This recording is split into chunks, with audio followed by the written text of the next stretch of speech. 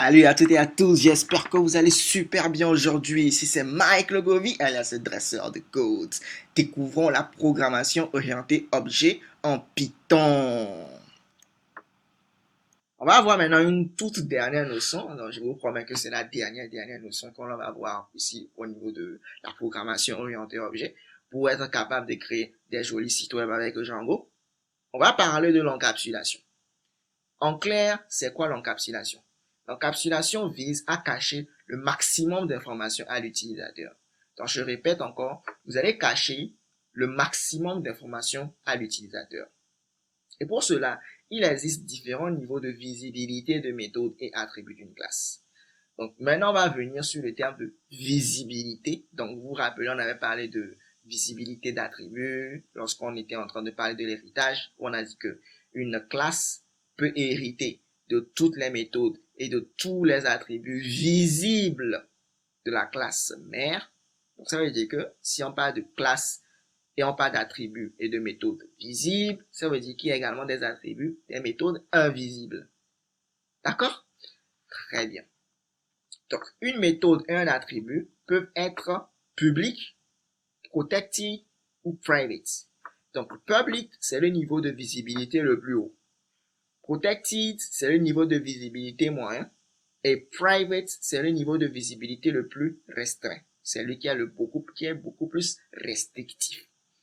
Donc, quelle est la différence entre public, protected et private?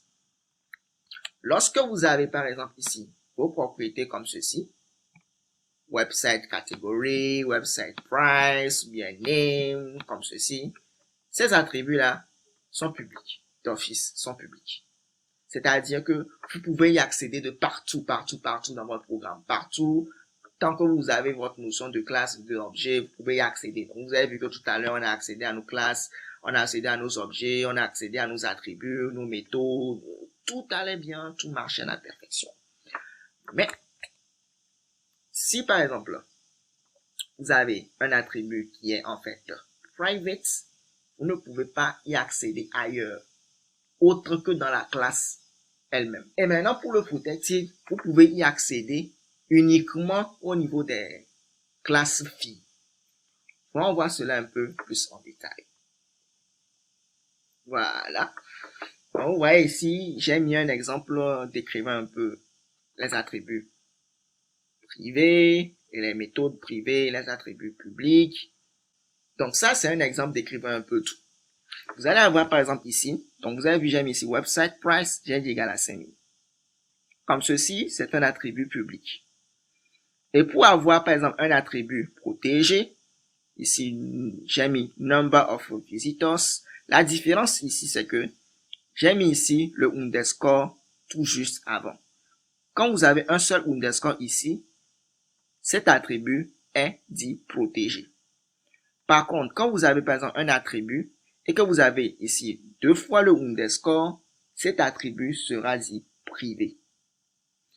Donc, je répète, si vous n'avez rien ici, c'est public. Si vous avez un underscore, c'est protégé. Et si vous avez deux underscores, c'est privé.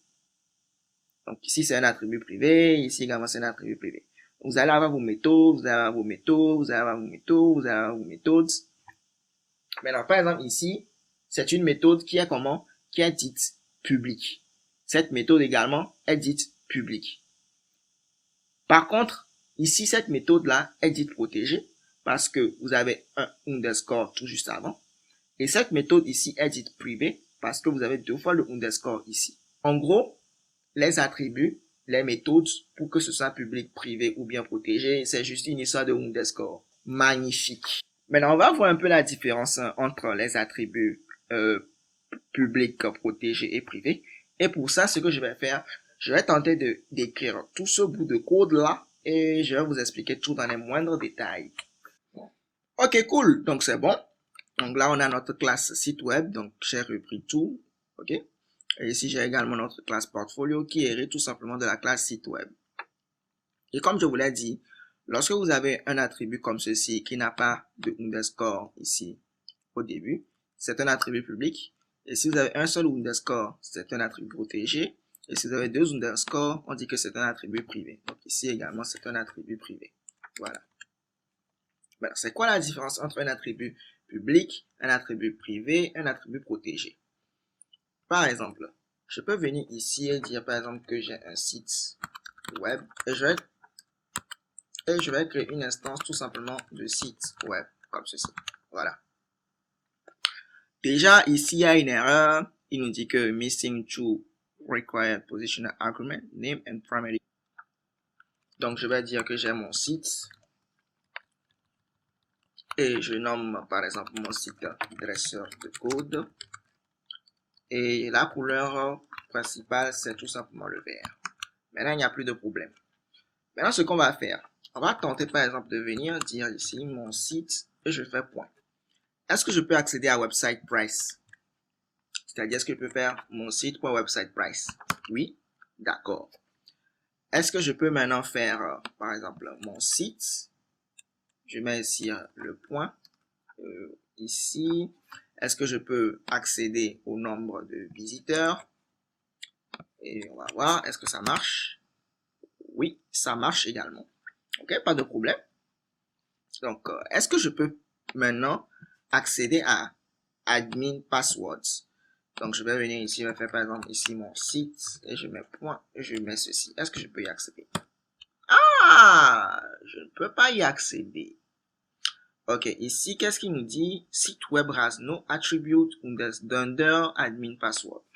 Ça, c'est bizarre. Qu'est-ce qui se passe? Admin passwords. Mon site, admin passwords. Qu'est-ce qui se passe? J'ai admin password. Donc, je vais faire encore copier.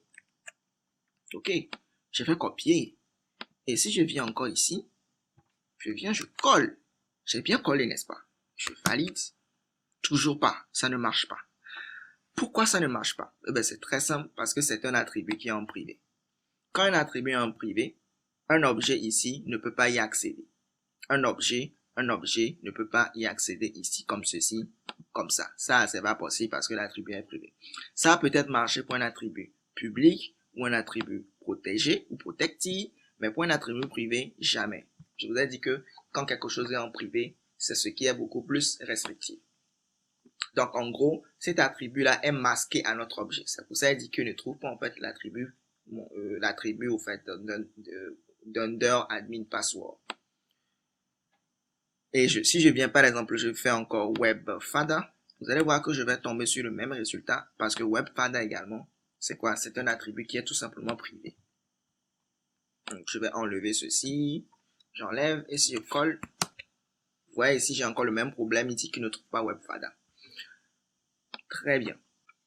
Vous allez avoir également, par exemple, au niveau de nos méthodes, si je viens, par exemple, je tente d'accéder à get admin password, et si je viens ici tout en bas, je viens et je dis par exemple mon site, et je fais point comme ceci, comme ça.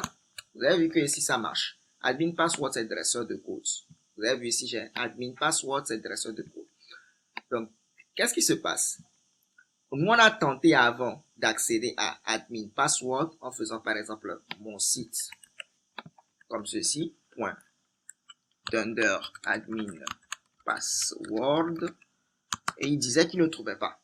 Mais lorsque j'ai fait appel à une méthode publique, parce que rappelez-vous, cette méthode get admin password est publique, quand j'ai fait appel à cette méthode-là qui est publique comme ceci,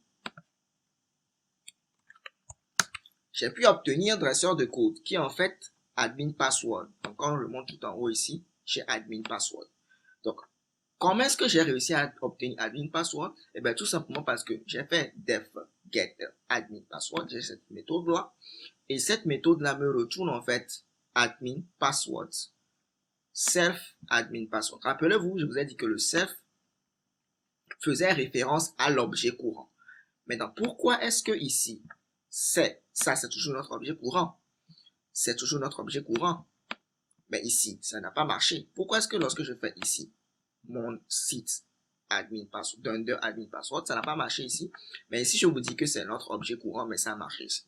Tout simplement parce que quand un attribut est privé, il va fonctionner uniquement lorsqu'on se trouve dans la classe. Actuellement, on est dans notre classe. Donc, actuellement, dans la classe, cet attribut est visible et on peut l'utiliser. Mais en dehors de la classe, c'est-à-dire lorsqu'on est par exemple ici, on est en dehors de la classe, cet attribut sera tout simplement masqué. C'est comme ça cela marche. D'accord? Donc l'attribut, il est privé et vous ne pouvez l'utiliser qu'à l'intérieur en fait, de votre classe. Très bien. Donc par exemple ici également, on a notre attribut qui est privé. Mais parce que cette méthode-là est publique, je peux venir ici l'appeler.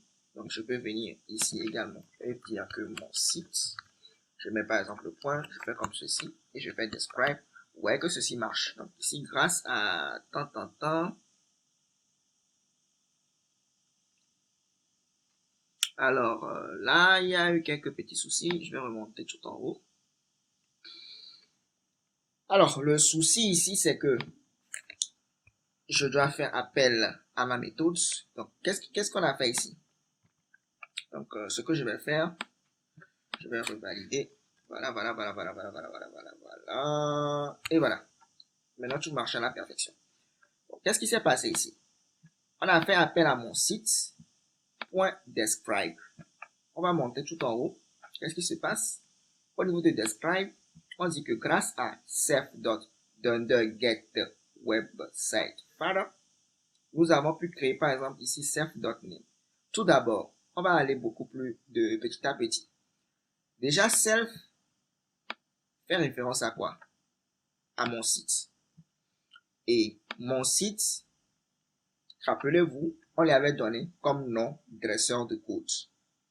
C'est ici que le constructeur a été appelé, donc le name, clairement c'est dresseur de code. Donc ici, nous avons pu créer le site dresseur de code. Normalement ici au moins on doit avoir dresseur de code. Donc je crois que c'est ce qu'on a eu. Donc nous avons pu créer le site dresseur de code. Maintenant pourquoi ici on a réussi à avoir Tim Berners-Lee? Si je retourne tout en haut, le self fait référence à notre objet. Et maintenant, on a fait self.dunder.getWebSiteFather. Donc, quand on met le dunder comme ceci, et quand on met le dunder comme ceci, ça veut dire que c'est quelque chose qui est privé. Donc, ici, on a notre méthode qui est privée. Là, j'ai mis ici méthode privée. Donc, on a fait appel à notre méthode privée. Pourquoi est-ce qu'on a réussi à faire appel à une méthode privée? Ben, c'est simple, parce qu'on est actuellement au niveau d'une classe. On est actuellement au niveau de notre classe. Donc, dans notre classe, on peut faire appel à notre méthode privée qui prend en paramètre le self, qui est notre objet courant. Il a pris en paramètre notre objet courant. Et une fois qu'il a pris en paramètre notre objet courant, il peut faire appel à également WebFather, Dunder WebFather, qui même si c'est un attribut qui est privé, parce qu'on est à l'intérieur de notre classe, il va pouvoir trouver en fait Tim Berners-Lee. Raison pour laquelle on a réussi à obtenir ici Tim Berners-Lee. Et même si on est passé à travers d'abord une méthode publique, et ensuite une méthode privée, et ensuite une propriété privée, on a réussi à trouver le Dunder WebFather. Donc c'est comme ça que vous faites pour trouver en fait vos attributs privés, lorsque vous voulez y accéder. Donc vous devez d'abord passer par quelque chose qui est public. Quelque chose qui est public qui vous donne accès à votre attribut ou bien à votre méthode privée. D'accord? Très bien. Donc ça, c'est un peu la différence entre les attributs et les méthodes privées et publiques. Maintenant, parlons des attributs et méthodes protégées, protected. Déjà, on a vu que on pouvait accéder à un attribut protégé à travers notre objet. Par exemple, je pouvais venir ici, number of visitors. Si je descends tout en bas et je fais appel à mon site, même si c'est protégé, je peux y accéder. Pareil, si je viens là et que je tente d'accéder à une méthode protégée, pas de problème, je peux y accéder. Donc, je peux dire également ici mon site. Et si je mets un point comme ceci, j'appelle cette méthode qui est protégée. Je pense que ça va marcher. Et voilà, ça marche. Maintenant, la différence, en fait, pour le protéger, l'attribut ou bien la méthode protégée, ça se fait réellement sentir lorsque l'on fait quoi? L'héritage, lorsque la notion d'héritage intervient. Ce que je vais faire, je vais créer une instance de ma classe portfolio qui hérite en fait de la classe site web que l'on a mis ici. Okay? Donc, je vais créer portfolio et je vais créer en fait une instance de portfolio. Et si je valide, ici il me dit que all websites need to use HTML. Donc si on remonte tout en haut, lorsque je fais appel à mon constructeur, tout ce que je fais c'est afficher ceci. Donc self fait appel à l'objet courant. Dot all websites need HTML.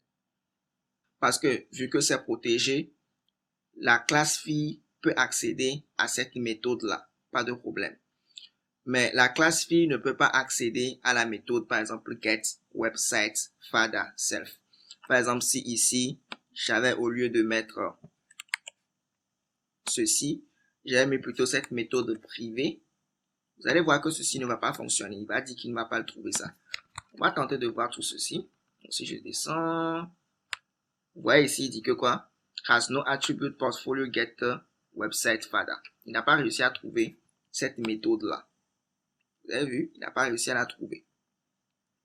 Il n'a pas réussi à trouver cette méthode get website fada, quand bien même qu'il y a eu la notion d'héritage.